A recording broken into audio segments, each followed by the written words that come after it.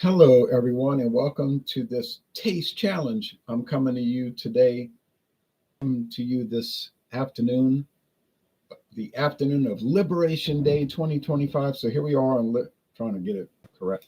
Liberation Day 2025. DD says, hey, hello to you. So I have two, whoops, I got them backwards. I even took the photo backwards. Too late now. Can't redo it. This is Bulleit Rye Frontier Whiskey. Yeah, from the frontier of Indiana.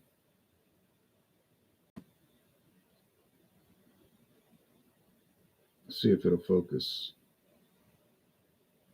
It is Frontier Whiskey.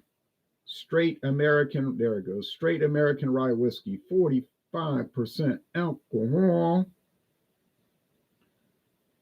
95% rye. Might be the highest rye I've got. If I still have that Alberta Premium, though it isn't. I can't remember. It's got this medicine bottle, this little like 1800s medicine bottle shape. Some of the whiskeys were sold in these. Distilled in Lawrenceburg, Indiana at the old Seagram's Distillery. Introduced in 2011. How do I know that? It says it on the Bulleit website. Introduced in 2011.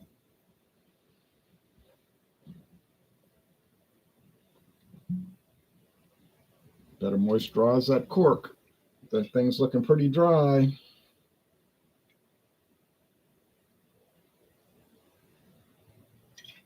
And these corks will dry rot.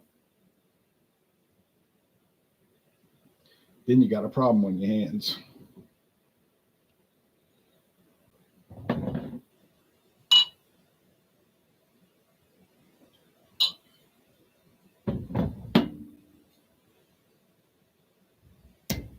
What is the normal price for this product? I think it's around $24. But for some reason, my local Walmart had it for $10. And that's why I bought it. $10. True story. What's the normal price for the Johnnie Walker High Rye? Looks like it's around $32.99. My local Walmart had it for $19.99. Now it's going up 28 cents. True story. $19.99, $10 even. I'm not making these prices up. That's why I have them. I wasn't planning to buy either one of these, but I mean, eventually, but Burley Sullivan says, you. Hey, cheers back to you. Yvonne Ray Aguiano says, cheers, mate. I'm currently sipping on Jameson Black Barrel. A very good choice. A very good choice.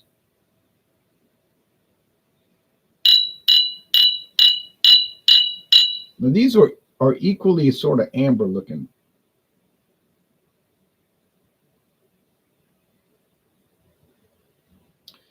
Okay, so American Rye Whiskey. I'll do the screen share. I'll show it to you. I was at work for over 8 hours today. And now we got this bad winter storm coming, and Louisiana's not prepared for that. We don't really get that kind of weather. So I know global warming and everything, the world's getting warm, even though every winter is like the same as it's always been. You know, cold in the winter, and then the summer it gets hot, and then it rains sometimes, and sometimes it doesn't rain. But I'm not a scientist, and I know I have to trust the science, even though empirical evidence, like looking at the weather every year. But anyway, I know, I don't follow socialism close enough. I should be more of a international socialist. I get it. Me and my free market ideas. What can you do, man? When you're supporting free enterprise, you just got the hits. But here we go. Bulleit, 95% rye. Award-winning straight rye whiskey with a character of unparalleled spice and complexity. You ever notice how every whiskey website says theirs is unparalleled and the best? So how can they all be the best. Okay, it's one big tie in the world. Okay. Released in 2011, it continues to enjoy recognition as one of the highest ryes available. Oh boy, 14 years of unparalleled quality.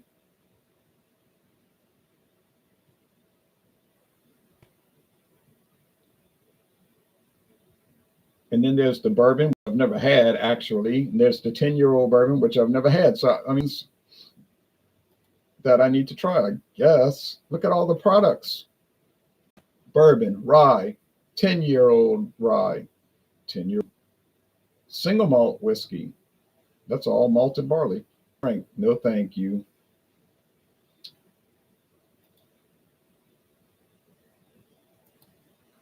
Johnnie Walker High Rye blended Scotch whiskey, 60% rye. And the other 40% is a combination of wheat and malted barley, or maybe some unmalted barley too. The single malts come from distilleries such as Cardew and Kalila and Tiananich.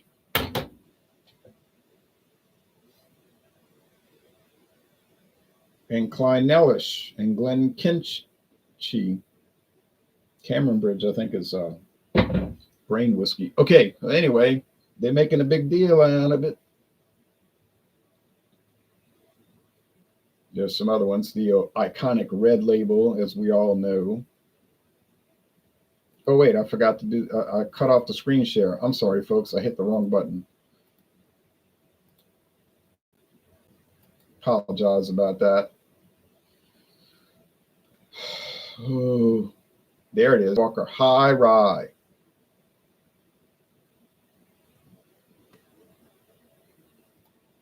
At my local Walmart now, it's $10.27. It's 10.7 cents, but it was nine.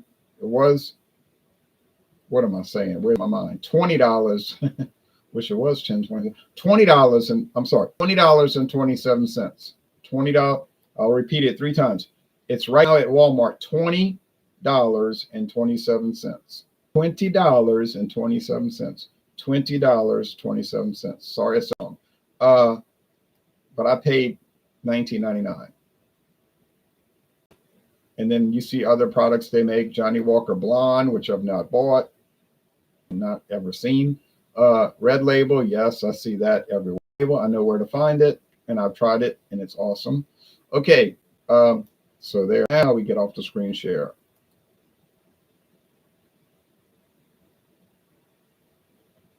You're waiting for the snow down there in Houston town, huh? Yeah. Snow is for movies, not for real life. Good afternoon, Ron. Cheers, says Alex. Cheers to you. Turn on the lamp. Turn on the big lamp. Nice price for a Johnnie Walker product. I know, I couldn't believe it, $19.99, but we got even better prices. But we'll talk about that $14.99 extravaganza at some other point in the future. You say you're mad, going crazy. $14.99 for Johnnie Walker products. You must have bought half-size bottles. No, my friends, these are true full-size bottles. And when you see it, you will not believe it, but you'll really believe it because I have them, and I got a witness because he bought multiple bottles. He went berserk. My friend, he said, $14.99. He went crazy. It'll make you crazy to see that price for bottles that were selling for over $40. Retail, $40, $41.99. Here's this store with $14.99. If we went crazy, I just bought a bottle of each. There's 2 different ones, but I had to get it, you know. All right, now it's time to do the taste challenge. And then it'll be time to go lay down and look at basketball and then the college football championship game, which I hope is a good game. It doesn't make no difference to me who wins, but I hope it's a good game. I'm not anti-Ohio State and I'm not anti-Notre Dame. On the other hand, I'm not pro either. I'm just indifferent to them, but I'm not against them. You understand? No, I mean, High Rye is Bulleit distilled by MGP. says KS. It is. It's contract distilled. It's a source whiskey, if you want to say that. And it's bottled by the biggest liquor company in the world, Diageo.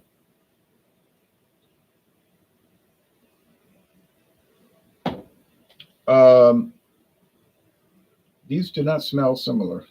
Let's go into that. This has a very faint minty aroma. Faint. I don't know which is which. I got tags below. You see, I hitting it with my pinky finger. Yeah, nice aroma. Nothing like fabulous, but nice. I like it. I'm glad I bought it.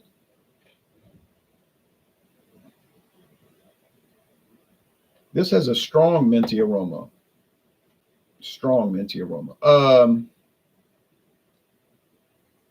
Very, very rye forward minty. It must be the Bulleit because it's 95% rye, and this thing is just rye forward, to say the least. Just an explosion. So many fantastic colors.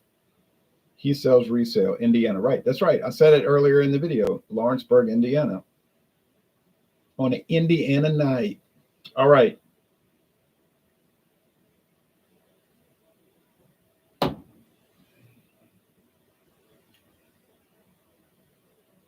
I have not tried the Bulleit bourbon, but it's on my to-buy list. Maybe in about 14 years, I'll get it. Because if you saw my bourbon backstock, you'd understand why I'm saying 14 years, and I'm not being sarcastic. It's unbelievable. It's unreal. Unacceptable. And if these stores would stop selling bourbon for $10 a bottle, I wouldn't buy anymore. Well, I have to admit, this does have a pretty strong rye whiskey flavor. Now, remember, straight rye, that has to be at least 51% rye, and it has to be aged in new, not used, new charred oak barrels. Now, the Johnnie Walker, they're using how do you say this? Previously used American oak barrels, most likely bourbon, might be from here. And they're also using first fill American oak barrels, first fill. So it would not be considered a straight rye whiskey, but then those terminologies are not even used in Scotland, so it is not applicable there. But in the United States, it would just be called a rye whiskey, not straight rye, but a rye whiskey. Fine, no problem there.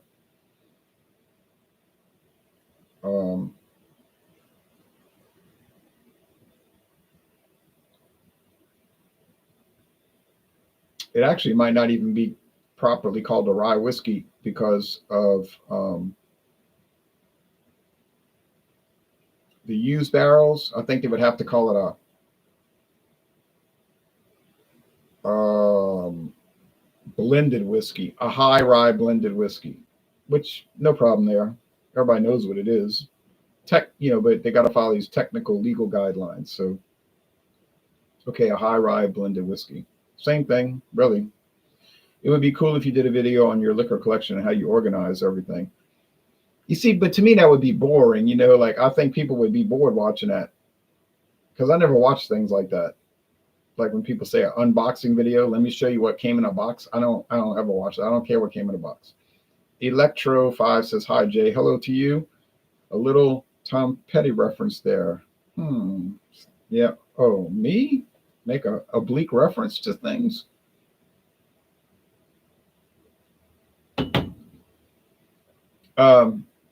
David Medford, good old boys drinking whiskey and rye, singing, I'm about to crack open a natural light.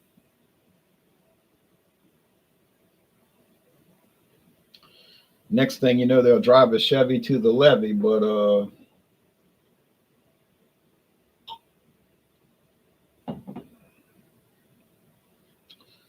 yeah, this is really ride up. I'm about to get ride up. Don't work my nerves. Don't vex my nerves because I'm gonna get ride up. Well, it would make sense to get ride up because this is very high rye. It's exceptionally high rye. It's profoundly high rye. It's significantly high rye. And I'm unanimous in that. And I think that this product must be the Bulleit Rye because of the profound rye flavor. All right.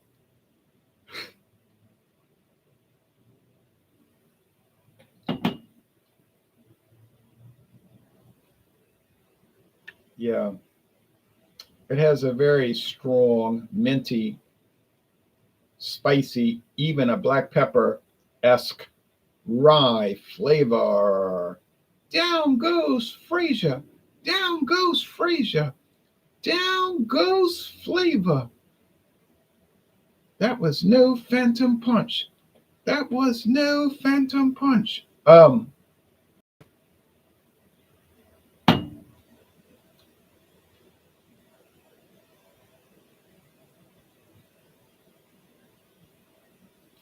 I love Are You Being Served? Laughing Out Loud. Great British comedy. I, yes, you're right about that. I'm thinking the Bulleit should be spicier since it's 95% rye. Johnnie Walker probably more sweet and bready. You're exactly right. Thank you. I want to try rye. Never had it. Well, if you like spicy, minty, peppery type things, I would recommend trying rye bread first. And if you like it, go for it. If you hate it, you might want to avoid it.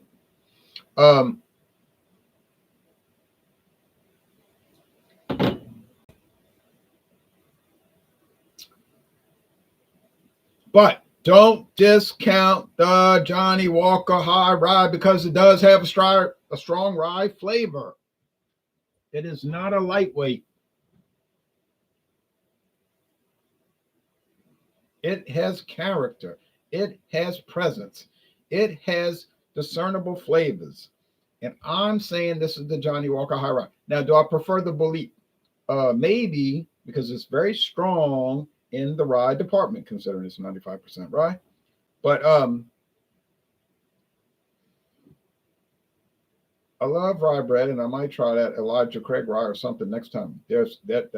That's good. That's good. If you like rye bread, you're on the right track. I think you're going to love it. Okay, so I'm calling this the Johnnie Walker, Jimmy Walker. This is the Johnnie Walker, Texas Ranger High Rye.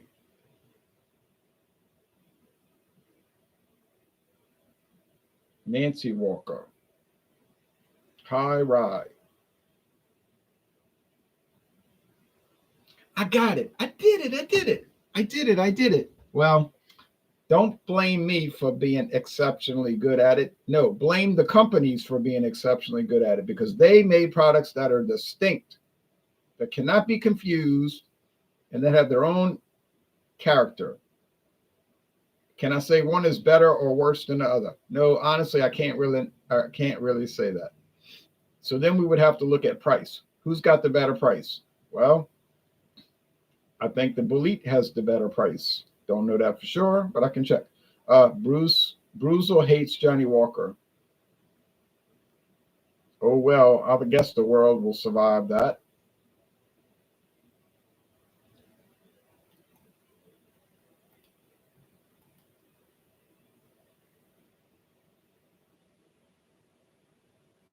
When The Godfather came out in 1972, some movie critics said it was a terrible movie that would not be remembered.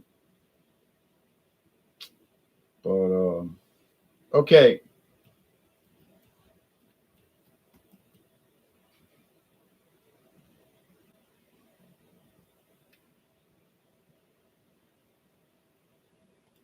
When the Fleetwood Mac rumors came out, some critics said it was ordinary and what they say, a lot of filler. Not really that good of an album. Right. Yeah, they had that nailed. Okay, $23.99. Whoever wants to listen to rumors anyway. Bulleit $23.99. I'm looking at it right now at Total Wine and More, and Walmart's got it for about the same price. So yeah, it's you say that's a cheap whiskey. Hey, that's good to know because that's telling me that a cheap whiskey can taste fabulous. True story. A cheap whiskey can taste fabulous. You say, nah, if it's not $100, it's not worth buying. I don't know what fantasy world you're living in, but I don't want to be part of it. Johnnie Walker High Rye blended Scotch whiskey, 31, just like I thought, 32, 31.99. Well, sorry, Johnnie Walker, you can't win tonight because I know that 23.99 is cheaper than 31.99, and I just as soon save the money. I would just as soon save the money. A taste challenge with Old Overhaul in the works. Yes, I'm glad you brought that up because I forgot about that. I had it in the lower cabinet, and those are Kentucky ryes, straight ryes too. And I jumped over to Indiana, but I'm gonna have to go back across the river. I'm gonna have to go back into Kentucky after I finish Indiana and do the Old Overhaul. Oh, I'd have been mortified if I'd have forgot those. But I'd have just gone back and I'd have just gone back and done it. But yeah, Old Overhauled. I've got 3 different versions. Can you believe this? 3 different versions. I've got the black cap, 80 proof, aged 3 years. I've got the red cap, 86 proof, not 80, 86 proof, aged 3 years, non-chill filtered. And I've got the red cap, 86 proof, aged 4 years, non-chill filtered. So I have 3 Old Overhauls: 80 proof, 86 3-year age, 86 4-year aged. Are they that different one from another? Not really. So see, I fell for it. You say you fall for marketing. You fall for marketing. Chill filter, non-chill filter, and you bought that. I did buy that. I did fall for that. But since I only paid like $17.99 to $19.99 a bottle, I don't really care because I think I got a good deal on it. And actually, the first bottle I bought, the black cap, was $15.99. No, $15.96 if I remember correctly. It was $15.96 at Walmart, and I thoroughly enjoyed it. Thoroughly enjoyed it. So yeah, I'm glad you brought that up, David Medford. I'm going to get those out the cabinet. I got so many rye whiskeys around this house, I can't keep up. I got the Old Overhaul. I got the Hunter Rye from Canada. Some of y'all know about Hunter Rye. Some of y'all know what I'm talking about. Hunter Rye. I don't think I have any more of the Alberta Premium 100% Rye, but I might be confused about something else. But if I do have it, I'll certainly bring it in to play. Looking forward to the beer reviews, though. Been watching for at least 10 years. Keep it up, Jay says. David, oh, I got so many beer reviews coming out. It's unlimited. You know, it seems like it's unlimited because they're all backstocked. Like, you know what I mean? Like I have them saved and they're posted. They're going to be posted day by day.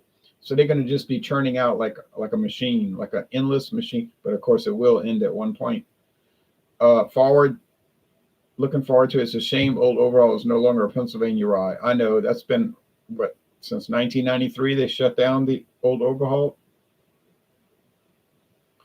Well, you know what? Probably was losing money.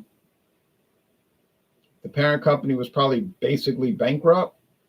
And then here comes Jim Beam flying in. James B. Beam Distilling Company flying in and buying it up. They got the cash. The family left the scene.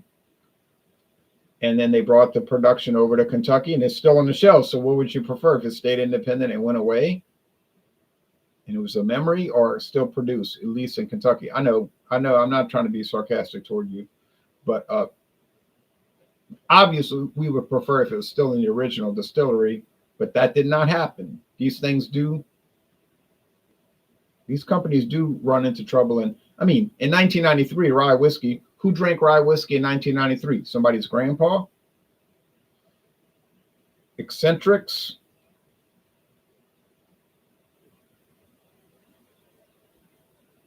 Just various factions underground. It wasn't exactly setting the world on fire.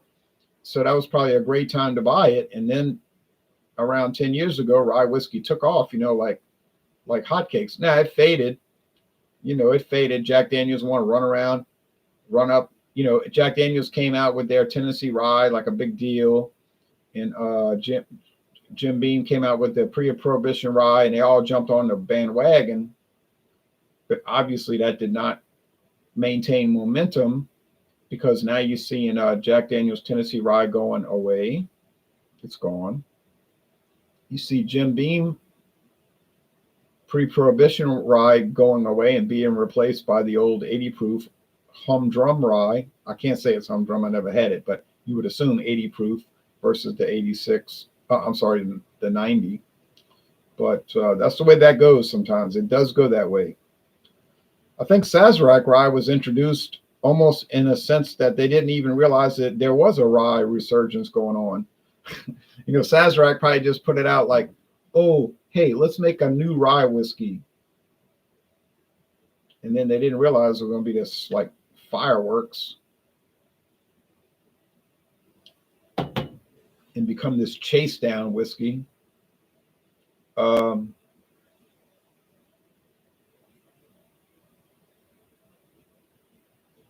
miss the old school India Pale Ales like Red Hook and Sam Adams Rebel IPA. I don't see anything but Goose Island and the Hazes. The Hazies. Well, Goose Island is a nice one. It's an English style IPA, and I like it. I always defend that one. The Hazies, well, I don't defend those. Samuel Adams Rebel, I did love that. And I love the Rebel Rouser. That was the double, the green label, the Rebel Rouser. I thought it was fabulous, but that company never liked making IPAs. Their owner, or their chief executive officer, he said, I hate them, but I have to make them because it's the big thing. But they pretty much gave up on that. It's a shame, because they did a good job. They did a really good job making a product they hate. Rebel and Rebel Rouser. Red Hook was a great one. Red Hook Longhammer IPA. Oh, what a fiasco. Oh, what a disaster. They should have never. Well, it could have been losing money too, but that Longhammer IPA was, oh, when you got a fresh bottle, it was so good. It was one of the great IPAs, I must admit. And I'm not even going to joke about this. The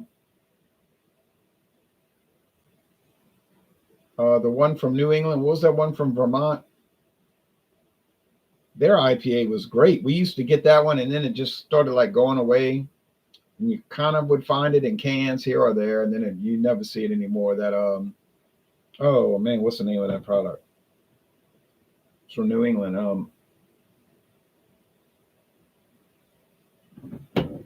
They make the I think UFO Unfiltered Offering was part of their series. Yeah, that was a really nice one. I used to like Shipyard IPA and the Pugsley's 4X IPA. Other people criticized it. They were like, oh, it tastes strange. It's a little different because they used that Pride of Ringwood hops or whatever they called it.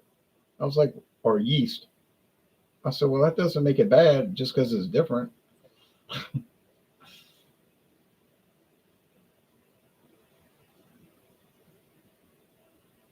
Harpoon. I knew I'd think of it. Harpoon. Hoopa. Yeah, Harpoon IPA. That was a nice one. But you say that's too traditional. It doesn't taste like juice. I know. That's why I loved it. I wish the Little Kings was an easy find. Oh, Little Kings. I did find that in Houston, Texas. Bottles and cans.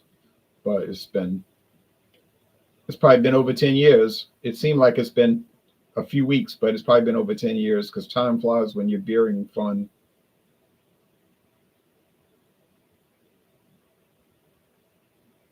Okay, well,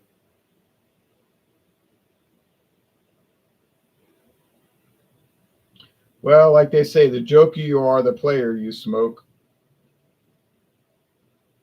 The joker you are, the player you smoke. I remember you said you prefer rye over bourbon. Yes, I do. Where do you place Scotch in your preferences? Um, yeah,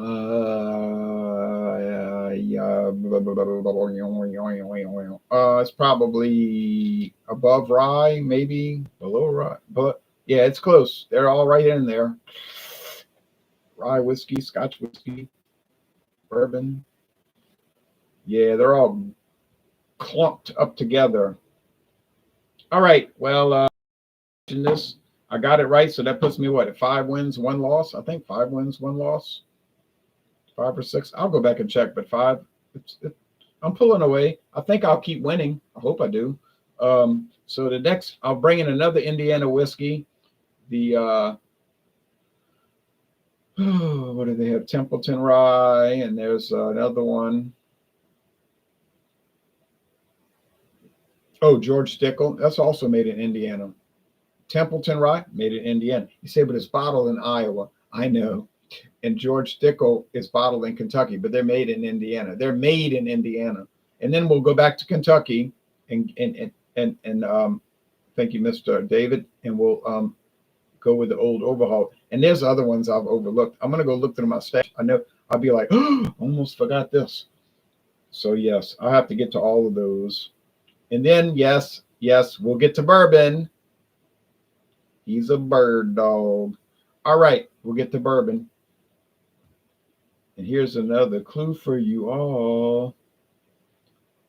The walrus was Paul. All right, but yeah, so I'm laying little clues out there. All right. Y'all take care now. Bye-bye.